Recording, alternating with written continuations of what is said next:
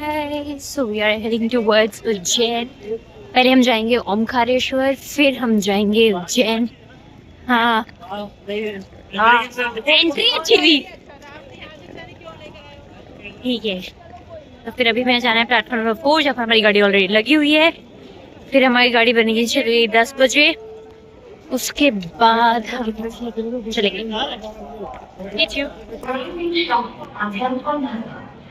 Cake mummy papa की anniversary भी तो है ब्रो, वो भी तो बना रही है mandatory.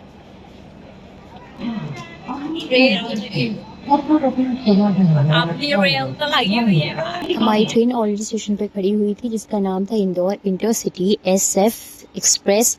The number was 12416 which was heading from New Delhi railway station to Indore junction. फिर हमने थोड़ा सा ट्रेन में खाना वाना खाया एंड देन 12 घंटे सफ़र के बाद हम पहुंच गए। सुबह इन अर्ली 10:05 पर हमारी ट्रेन एग्जैक्ट पहुंच गई थी। पूरे 12 घंटे के सफ़र के बाद हम हमारा इंदौर के जंक्शन पे पहुंच गए थे।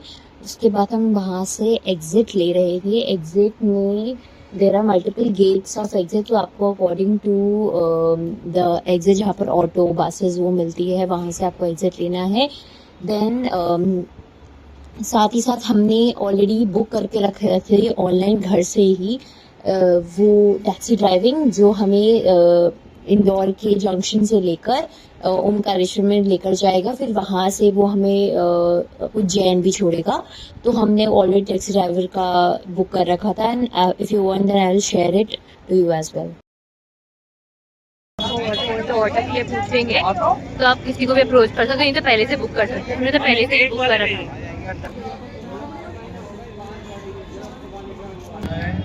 तो हमने ऑलरेडी राधिका टूर ट्रैवल से बातचीत कर रखी थी, तो वो अभी हमें पहुँचाएगा।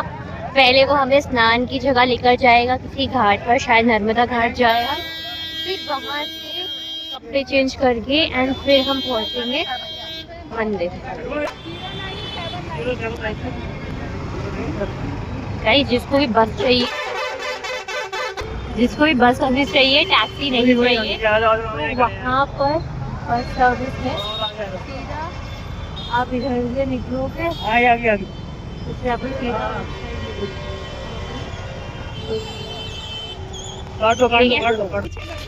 अभी हम बैठ चुके हैं हमारी टैक्सी में। फिर ये देखो, दिस वाज दी स्टेशन। हमारे पीछे साइड जाएंगे तो आपको मिलेगा बस अड्डा। बाकी दिस इज। उसके बाद हम हेड कर रहे थे from Indore junction to Omkareshwar Jyotirlinga, जिसका डिस्टेंस जो है अप्रोक्सीमेटली 80 किलोमीटर्स है from the station and it took nearly 4 to 3 hours to reach there. And Indore, Vesi, it's the largest city of MP and is famous for the clean streets it has, a delicious street food as well as the rich culture. साथ ही साथ इधर जो है एक होली ज्योतिर्लिंग temple भी है, Omkareshwar temple, and Holi bank of river Narmada. फिर हम रुके थे थोड़ा सा सब्जी भराने के लिए एंड फिर हम फटाफट से अपनी गाड़ी में बैठे और निकल गए फिर से।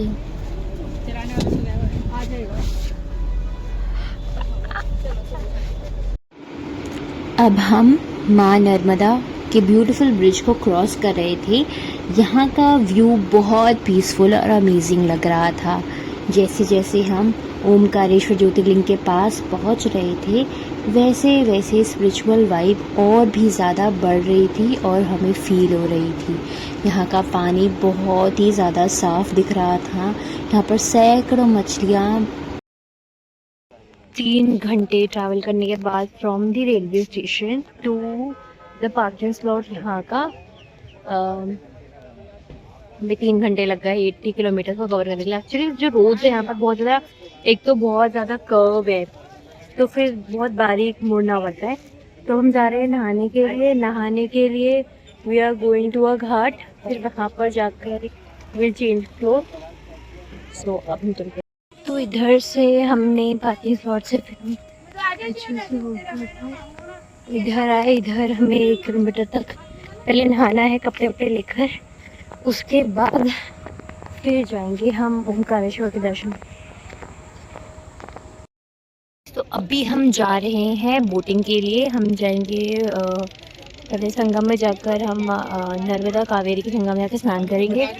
फिर उसके बाद सीधा हमें वो छोड़ेंगे। इसमें हमने फिश की गोलियाँ भी ली हैं क्योंकि यहाँ पर बहुत फिशेज हैं। इसके बाद नेक्स्ट हम उस झूला पुल को क्रॉस करके फिर हम मंदिर पहुँचेंगे कपड़े वपड़े चेंज करके। यहाँ से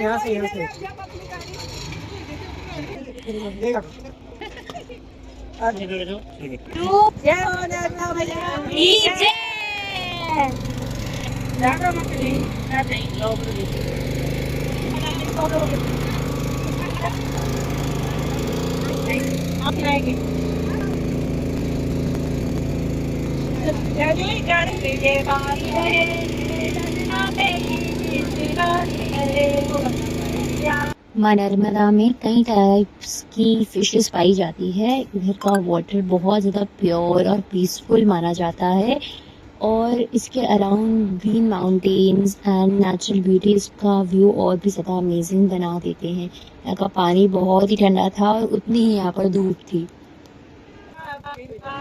मम्मी और ने भजन गाने शुरू कर दिए थे तो ताली बजाकर भजन एंजॉय कर रहे थे। साथ ही साथ पत्थरों की ब्यूटी को मैं काफ़ी ज़्यादा मैनिफेस्ट कर रही थी क्योंकि वो रॉक्स जो है काफ़ी सालों के इरोशंस के बाद इतने ब्यूटीफुल शेप लेते हैं। वहीं पर ही यहाँ का पानी बहुत ज़्यादा ठंडा था और धूप से बहुत ज़्यादा सुंदर व्यू आ रहा था। सबके बना वीडियो, सबके बना। हेलो बैग पानी में उतरते ही ऐसा लग रहा था सारी ट्रैवल की थकान हमारी उतर चुकी थी। यहाँ पर पानी में उतर के हमने थोड़ा सा डांस करा और साथ ही साथ हमने देखा था कि पानी में एक शिवलिंग भी थे तो हम उसके पास जाकर उसको टच करके आए। देन हमने बहुत कोशिश करी नर्मदा में पत्थर ढूंढने की जिससे शिवलिंग जिसकी स्थापना नहीं करनी पड़ती एंड कुछ हमें मिले कुछ नहीं मिले। तो फिर हमें साथ ही साथ उन्होंने जगत गुरु आदि शंकराचार्य जी की तस्वीर भी दिखी थी। ऐसा माना जाता है ओमकारेश्वर में उन्होंने स्पिरिचुअल नॉलेज प्राप्त की थी और संगम घाट के नियर बाय उनसे जुड़ी काफ़ी स्पिरिचुअल स्टोरीज और प्लेसेस भी फेमस हैं। छोड़ा उसके बाद अब हम ऊपर जा रहे हैं अपनी वीआईपी रूट वीआईपी पास से दर्शन करने के लिए। आप इधर आ सकते हैं, काउंटर बना रखा है और फिर आप टिकट ले सकते हैं। 300 रुपीज़ की टिकट है, हमने ऑनलाइन ले रखी थी। उसके बाद फिर बैंड हो गया मेरा।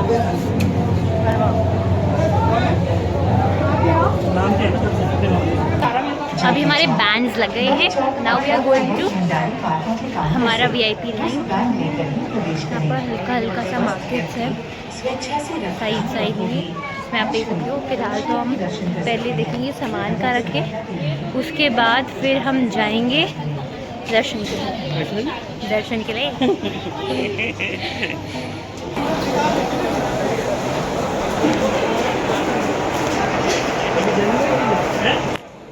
गाइस यहाँ पर लिटरली जो जनरल वाली लाइन है ना बहुत ज़्यादा घूमकर है। तो फिर अगर आपको ज़्यादा टाइम बर्बाद नहीं करना है यहाँ पर तो फिर आई प्रेफर कि टेक दो वीआईपी वाला 300 वाला ticket for your quick Darshan. Guys ये जो लाइन देख रहे हो ना आप ऊपर नीचे ये सारी जनरल की वो बहुत लंबी है, भाई मत ही लेना।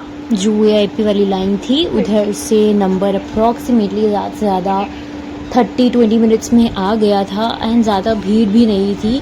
जबकि जनरल वाली में लाइक 7 फ्लोर पर है वो और 7 फ्लोर तक बहुत ज़्यादा भीड़ दिख रही थी। काफ़ी पुराना आर्किटेक्चर बन रखा है। एक्चुअली यहाँ पर डिफरेंट लाइंस आ रही है, कहीं डिफरेंट 3-4 गेट है जहाँ से एंट्री हो रही है। हम जिस लाइन से आए थे वहाँ पर छोटी लाइन है, फिर ये दूसरी लाइन एंटर हो रही है।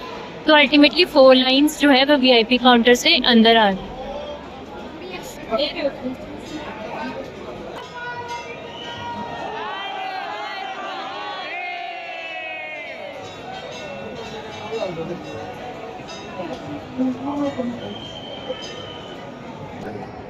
आर्किटेक्चर देखो, दर्शनार्थी कृपया ध्यान दें, टिकट बुकिंग हेतु मान्य नहीं है।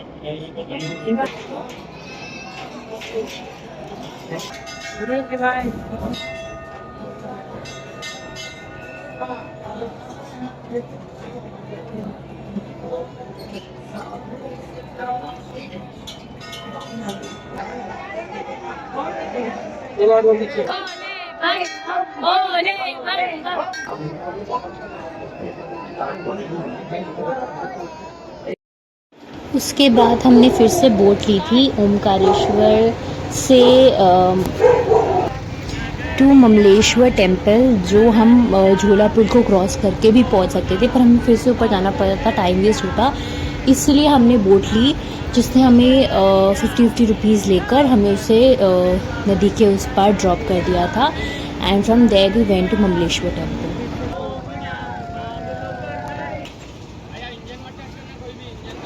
ममलेश्वर टेम्पल को ओमकारेश्वर ज्योतिर्लिंग का एक इम्पॉर्टेंट पार्ट माना जाता है। ऐसा माना जाता है कि अगर आप ओमकारेश्वर टेम्पल के दर्शन के लिए आ रहे हैं तो ममलेश्वर भी जाना ज़रूरी है, तभी जाकर आपका एक ज्योतिर्लिंग पूरा होता है। और ये टेम्पल अपनी ब्यूटीफुल स्टोन आर्ट और आर्काइविंग से बहुत ज़्यादा अट्रैक्टिव लगता है।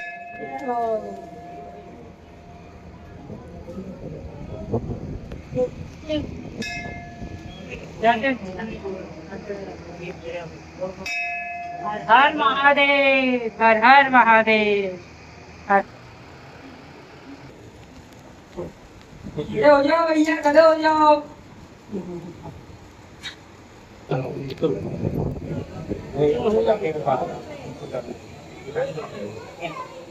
बोलो बबलेश्वर भगवान की जय।